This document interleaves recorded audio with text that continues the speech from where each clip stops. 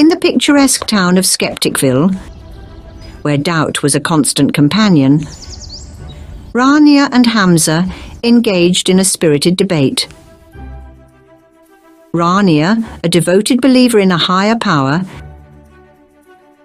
and Hamza, an adamant skeptic who firmly believed that everything in existence was a result of natural processes and scientific explanations. One day, by the tranquil shores of Crystal Lake, Hamza expressed his reservations. Rania, I don't believe in any higher power. Everything is just a result of nature, and science doing its thing, Hamza asserted.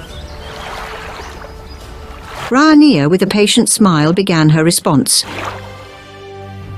Hamza, let's take a simple light bulb. It gives light to a small area, right? Now think about the sun, the celestial body that lights up the entire world. How does it make sense to believe that a tiny, straightforward light bulb has a creator, but the majestic sun doesn't? Hamza raised an eyebrow, intrigued by Rania's comparison. As they continued their debate, Rania guided Hamza's attention to a grove of trees nearby. Consider the trees, Hamza. They provide oxygen, shade, and are integral to the ecosystem.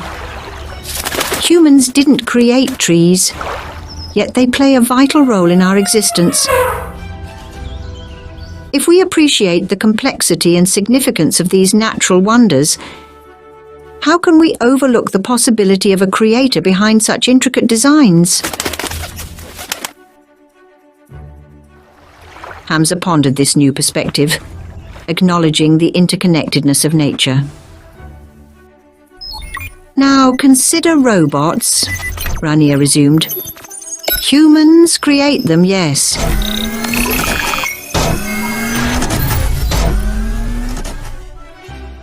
Now think about the complexity of the human body. A robot is intricate, but it's incomparable to the marvel of the human body, with its intricate systems, organs, and abilities. Can you genuinely believe that a robot has a creator, but the human body doesn't? Hamza contemplated Rania's words, his skepticism starting to waver. And computers, human-made devices, Rania said. Yet the human brain, with its extraordinary complexity and intelligence, you claim has no creator. The brain is like the most advanced computer ever designed. Can you see the inconsistency in that belief?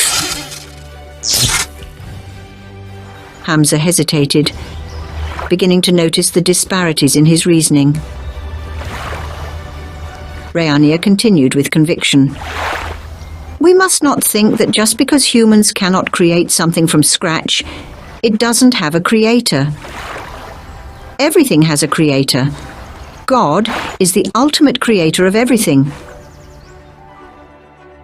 He is the creator of the steel, aluminum, cast iron, and hard plastic a robot is made of. God is the creator of the carbon, osmium, tantalum, tungsten, along with rhenium that forms the foundation of a light bulb. Humans may use these basic materials to create something else, but the essence of everything is fashioned by God. Humans are craftsmen, utilizing the materials provided by the ultimate creator. She brightened the conversation with a cheerful tone and continued. Now let's dive into the fun part, Hamza. Think about those moving, sound-producing and remote-controlled toy animals and birds. Adorable, right? They have creators, sure. Now let's imagine the real deal. Our furry and feathery friends with bodies far more complex and intelligence way beyond those toys. It's like comparing a sparkler to a fireworks show. Wouldn't you agree? It's a bit illogical to believe that these lively creatures don't have a creator when their toy versions do. Rania gestured towards Crystal Lake's clear waters. Look at the lake, Hamza. Its beauty, the diverse life within it, a masterpiece not crafted by human hands. If we acknowledge the artistry in the natural world, why resist the idea of a divine creator behind it all? She continued with conviction. Humans learn from God's creation. Take the example of gliders and the flight of an airplane inspired by birds. Observing that the beaked front in birds helps them minimize air pressure when they fly or plunge into water.